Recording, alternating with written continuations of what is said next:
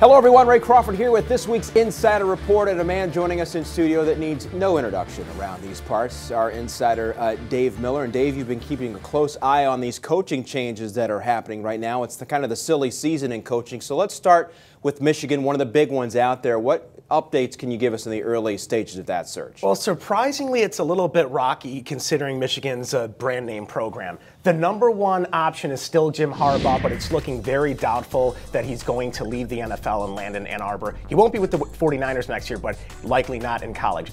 The interim AD wants Les Miles. Hackett wants Miles. The problem is there's some in the Michigan administration that are worried that, they'll do a dance with Miles and he'll ultimately back out at the last minute, kind of making the Wolverines look bad. So the one guy that I keep hearing is Greg Schiano, the former Rutgers and Tampa Bay head coach who turned down the Michigan job before, but he fits that sort of Michigan man mold in terms of knowing the academics, in terms of style of play. He's kind of rough around the edges, but so was Schembechler, so was Jim Harbaugh. So Greg Schiano's a guy who, if they can't get Harbaugh or Miles, I think is going to be the guy. Will Muschamp, the lame duck coach at Florida, where could he wind up next season? Well, he's going to make a pretty penny, not even coaching the Gators, but no matter where he lands, he's going to make around $1.5 million as a DC. Now, Auburn really wants him, and that would be incredible if you're a Tigers fan, having Malzahn run the offense, Muschamp run the defense. However, Texas A&M is also in hot pursuit. We're seeing a lot of coordinators now make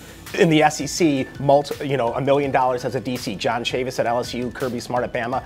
Look for Muschamp to get a deal around $1.5 million. He's going to take his time. The wild card is South Carolina. Lorenzo Ward is still there, but Steve Spurrier is going to make some changes on the staff. He's very close with Muschamp. So the early money's on Auburn, but keep an eye on A&M and potentially South Carolina. In the American, we have Tulsa looking for a new head coach. One of those stepping stone type opportunities for an up-and-comer. What names are you hearing there? Well, a lot of people don't realize that Tulsa is a small school that values academics. Herb Hand, the offensive line coach and run game coordinator at Penn State, formerly of Vanderbilt, came there with Franklin. He's a guy to keep an eye on. He ran the offense at Tulsa when Todd Graham was there. He's a guy that's well respected in the community, knows academics, values it. He's a guy that deserves a head gig. If they don't go the Herb Hand route, look for a guy like Doug Meacham, the TCU offensive coordinator. Keep in mind Justin Fuente made the jump from TCU, landed at Memphis, is doing a great job. Also, Josh Heupel, the Oklahoma offensive coordinator, he's on a lot of short lists for ADs across the country. Big decisions to be made here very soon. And